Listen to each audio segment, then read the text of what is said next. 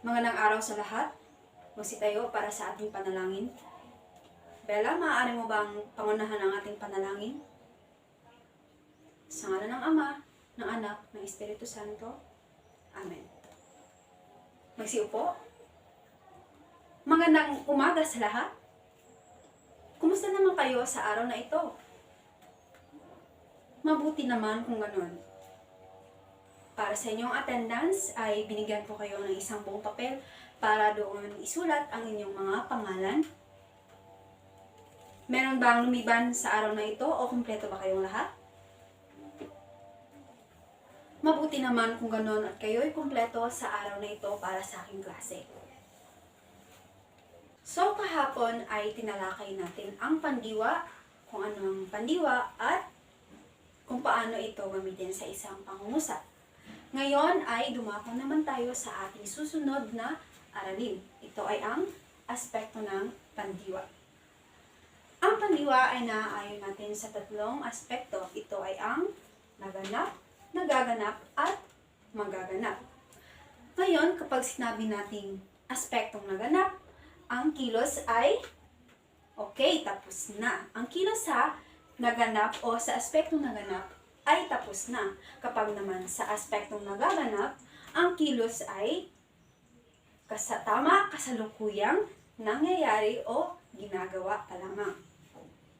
At ang pangatlong aspekto, ito ay ang aspektong magaganap. Sa aspektong magaganap, ang kilos, ayon nga sa inyong nabasa o sa nakikita sa ating pisara, ang kilos ay gaganapin pa lamang. Ngayon, sino dito sa inyo ang makakapagsabi o bibigay bahagi kung paano natin matutukoy na ang kilos ay naganap, nagaganap, at magaganap pa lamang? Okay, Shaina? Tumayo? Magaling. Okay, so gaya nga ng sinabi ni Sheila, ang kilos ay madali nating masasabi na ito'y nasa aspektong naganap, nagaganap, at magaganap pa lamang dahil sa tulong ng panlapi. Ngayon, saan nga ba natin makikita ang panlapi? Tama.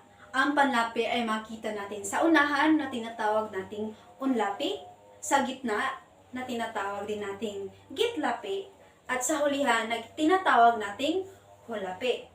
Ang panlapi ay ginagamit natin upang ang isang kilos ay masasabi natin na sa aspektong naganap, nagaganap, at magaganap pa lamang.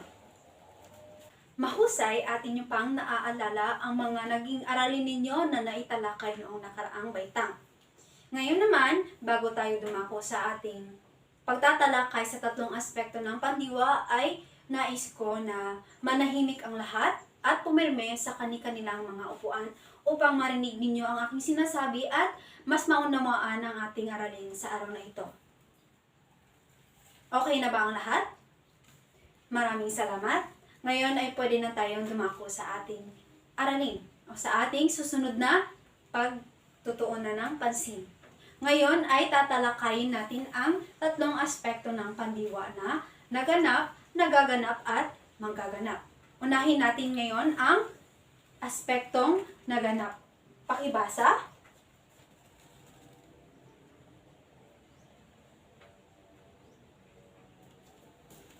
Maraming salamat. Gaya nga ng inyong nabasa, ang aspektong naganap ay ang pandiwa o ang kilos ay nabubuo sa pamamagitan ng pagsasama ng unlapi na na, nag, at salitang ugat. Halimbawa nito, upang mas maintindihan ninyo, meron tayong salitang ugat dito na kain at luto. Ang salitang ugat na kain ay sinamahan natin ng panlapi na at ang luto na salitang ugat ay sinamahan natin ng panlapi na nag. Kapag sinabi na ang panlapi natin ay at ang salitang ugat natin ay kain, ito ay magiging kumain. Kapag naman sinabi natin na ang ating salitang ugat ay luto at ang panlaping ating gagamitin ay nag plus salitang ugat na luto, magiging nagluto ang kalalabasan nito. Kaya naman, ang kumain at nagluto ay mga pandiwa na nahahanay natin sa aspektong naganap. Ngayon, sino ba sa inyo dito ang makakapagbigay ng isang pangungusap na naayon o ginagamit natin ang aspektong naganap? Okay, John? Tumayo? Maraming salamat sa iyong pagbabahagi ng halimbawa, John. Ngayon, para mas madali ninyong matukoy ang isang kilos kung ito ay nahanay natin sa aspektong naganap, ay maaari nating gamitan ito ng pangpanahon na kanina, noong isang araw, at kahapon, at marami pang iba. Gaya nga ng sinabi ni John sa kanyang halimbawa, ito ay ginamitan niya ng pangpanahon na kanina. Mahusay at mas madali ninyong naunawaan o madali ninyong naintindihan ang ating aralin tungkol sa aspektong naganap. Ngayon ay dumako naman tayo sa pangalawang aspekto. Ito ay ang aspektong nagaganap. Maaari niyo bang basahin? Maraming salamat. Gaya nga ng inyong nasabi o nabasa, ang aspektong nagaganap, ang kilos dito ay kasalukuyang ginagawa pa o ginaganap pa lamang. Mas madali din natin itong matutukoy kapag ito ay sinamahan natin ng mga panlapi, gaya nga ng ginawa natin sa aspektong nagaganap. Ngayon, dito tayo sa halimbawa. May salitang ugat tayo na kain at luto. Sa salitang ugat natin na kain, ito ay sinamahan natin ng panlapi na kaya ito ay makikita natin sa gitna, kaya ito ay naihahanay natin sa gitlapi. Sa salitang ugat naman natin na luto, sinamahan natin ito ng panlapi na na nakikita natin sa unahan, kaya ito ay matutukoy natin na unlapi. Kapag ang salitang ugat natin na kain, sa aspektong nagaganap, ito ay magiging kumakain. Ang salitang ugat naman natin na luto, kapag ito ay nasa aspektong nagaganap, ito ay magiging nagluluto. Naiintindihan ba ninyo? Okay, sino dito ang makapagbibigay ng isang halimbawang pangungusap na ginagamitan natin o masasabi natin na nasa aspektong nagaganap? Okay, Justin? Okay, maraming salamat. Mahusay at madali ninyong natukoy kung ano ang aspektong nagaganap. Gaya na nga ng pagtukoy ninyo ng madali sa aspektong nagaganap. Ngayon ay dumako na tayo o maaari na tayong dumako sa ikatlong bahagi ng ating aralin o ang panghuling bahagi ng aspekto ng pandiwa, at ito ay ang aspektong magaganap. Pakibasa. Maraming salamat. Tama ang inyong nabasa. Ang aspektong magaganap, ang kilos dito ay gagawin pa lamang o ito'y hindi pa nangyayari. Kung sa aspektong naganap, ang kilos ay tapos na, sa aspektong nagaganap, ang kilos ay kasalukuyang ginagawa pa lamang, sa aspektong magaganap, ang kilos ay gagawin pa lamang o ito ay hindi pa nangyayari.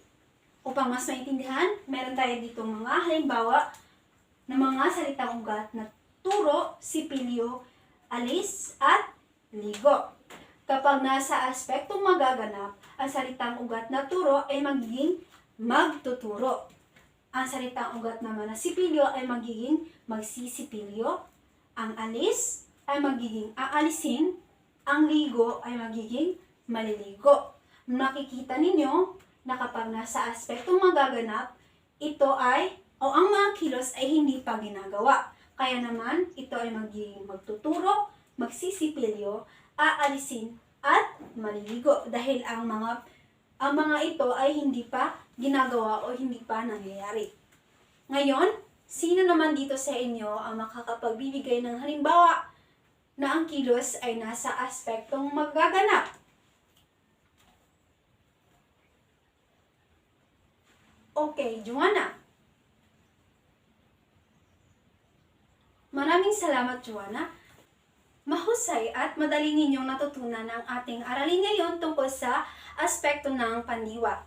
Ngayon, para mas malaman ko kung meron ba kayong natutunan sa ating aralin, ay magbibigay ako ng mga salitang ugat at sasabihin ninyo ang mga katumbas nito kung ito ay nasa aspektong naganap, nagaganap at magaganap. Okay, handa na ba ang lahat? Kapag sinabi na ang salitang ugat ay sayaw, ano ang katumbas nito kapag ito ay inihanay natin sa aspektong naganap? Mahusay, ito ay magiging sumayaw. Kapag ito ay nasa aspektong nagaganap, ang salitang ugat na sayaw ay magiging sumasayaw. Kapag naman ito ay nasa aspektong magaganap, ang salitang ugat na sayaw ay magiging sasayaw. Tama at mahusay dahil nakikita ko na inyong naiintindihan ang ating aralin ngayon. Para sa inyong gawain, ay kumuha ng isang buong papel. Handa na ba ang lahat? Okay, kumuha ng isang buong papel at isulat at sagutan ang ating gawain sa araw na ito.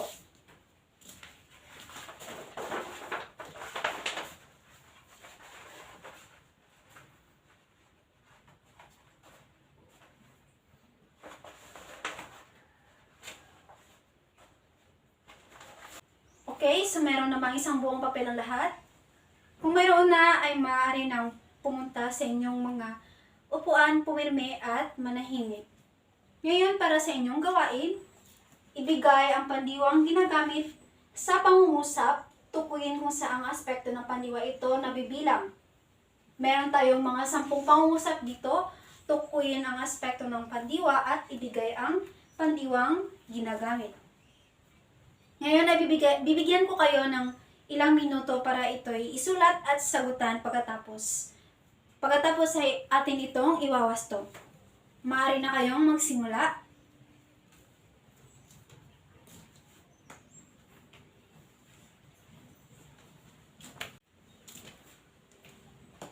Okay, so tapos na ba ang lahat? Nakikita ko na kayo ay nagsisimula ng mag-ingay. Kaya naman, sa puntong ito ay atin na itong wawastuhin. Okay, so exchange your papers.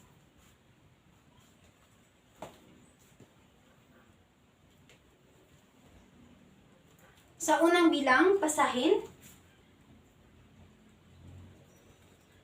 Okay, salamat.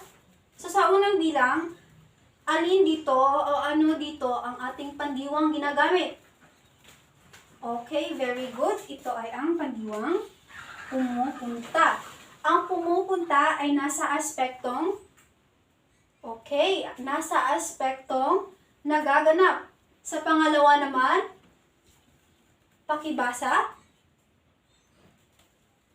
Salamat. Okay. Ang pandiwa na ating ginamit ay ang pandiwang, very good, umuwi. Ang pandiwang umuwi ay nasa aspektong nagaganap. Sa pangatlo, manahimik ang lahat. Sa pangatlo, ang pandiwa naman na ating ginamit ay, okay, nagluto. At ito ay nasa aspektong naganap. Bakit natin nasabi na ito ay nasa aspektong naganap? Dahil ang nagluto ay, ang kilos ay tapos na. Okay, sa pang-apat, ang pandiwa naman na ating ginamit ay ang pandiwang sisipot. Saan naman ito nabibilang na aspekto? Okay, ang sisipot na pandiwa ay nabibilang sa aspektong magaganap dahil ang kilos ay hindi pa nangyayari. Sa panlimang bilang, ang pandiwang ating ginamit ay ang pandiwang naglilinis. Ang naglilinis ay nasa aspektong, okay, nasa aspektong nagaganap dahil ang kilos ay ginagawa pa lamang ng mga anak ni Aling Lydia na naglilinis. Okay, sa pang-anim na bilang, ang pandiwa o ang kilos ay pipitasin. Ibig sabihin, ang kilos ay Okay, hindi pa nagagawa kaya ito ay nasa aspektong magaganap. Sa pang-pitong bilang, okay, ito ay ang kilos na kinakain. Ang kinakain ay, okay, nangyayari pa lamang. O ang kilos ay ginagawa pa lamang ni Joshua. Kaya naman, ito ay nahanay natin sa aspektong, okay, aspektong nagaganap. Sa pangwalong bilang, ang pandiwa natin ay lumalangoy. Ang lumalangoy, ang kilos ay, okay, nangyayari pa lamang, kaya ito ay naaayon natin o nahahanay sa aspektong nagaganap. Sa pangsyam na bilang, ang ating pandiwa o ang kilos ay aalis. Ang aalis ay hindi pa nangyayari, kaya naman ito ay mahahanay natin sa aspektong magaganap. Okay, panghuling bilang, ang ating pandiwa o ang kilos ay kinuha. Ang kinuha ay nasa aspektong naganap dahil ang kilos ay tapos nang gawin ni Trisha. Okay. Maaari nang ibalik ang mga papeles sa may-ari. Sino dito ang nakakuha ng 10 points? Okay, marami. Meron din sa inyo ang hindi nakakuha ng 10 points. Saan ba ang inyong naging mali? Okay, nasa pang-siyam na bilang na aalis. Ano ba ang nasa siyam na bilang? Aalis ng bahay ang tatay mamayang madaling araw. Okay, so mamayang madaling araw pa aalis si tatay. So ang kilos ay hindi pa nagaganap o hindi pa nangyayari. Kaya ito ay naayon natin sa o nahahanay natin sa aspektong magaganap. Naiintindihan ba? Okay, maraming salamat. Magsiupo ulit at manahimik. Okay, so naiintindihan na ba ninyong lahat? So, paano nga natin masasabi na ang isang kilos ay nasa aspektong nagaganap at magaganap pa lamang? Sa aspektong naganap, ang kilos ay tama, ang kilos ay tapos na. Kapag nasa aspektong nagaganap naman, ang kilos ay ginagawa pa lamang o ito'y nangyayari pa lamang. Habang ang aspektong magaganap, ang kilos ay hindi pa nangyayari o gagawin pa lamang. Very good. Okay, sa araw na ito ay tapos na tayo, ngunit meron kayong takdang aralin na dapat ninyong sagutan. At ito inyong ipapasa kapag tayo ay nagkita naman sa susunod na araw. Kumuha ng isang buong papel ulit. Okay, so para sa inyong takdang aralin, magsitahimik ang lahat at makinig. Para sa inyong takdang aralin, magbigay ng tig-5 pangyayari sa isang buong araw kung saan kayo o ang tao sa paligid niyo ay nagpapakita ng kilos o galaw na nagaganap at gaganapin. Katapos ay ilahad ito sa pamamagitan ng isang pangungusap o pagsulat ng isang pangungusap at salungguhitan ang pandiwang ginamit. Okay, naiintindihan ba ninyo? Okay, sumari na ninyo itong kopyahin. Bibigyan ko kayo ng ilang minuto.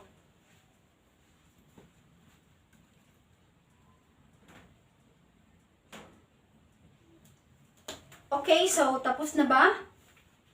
Maraming salamat. Magsitahimik. Para sa inyong takdang aralin, kaya nga ng aking sinabi ay gawin ninyo ito sa isang buong araw. At ibigay ninyo ito sa susunod nating pakikita. Dapat ay ito'y tapos na at ito'y inyong ginawa sa inyong mga tahanan. Okay, so magsitayo ang lahat para sa panalangin. Sa ngalan ng Ama, ng Anak, ng Espiritu Santo, purihin ang ating Ama. Sa ngalan ng Ama, ng Anak, ng Espiritu Santo. Amen. Maraming salamat at paalam sa inyong lahat. Paalam at hanggang sa susunod nating pagkikita. Huwag kalimutan ng takdang aralin, okay? Okay, paalam.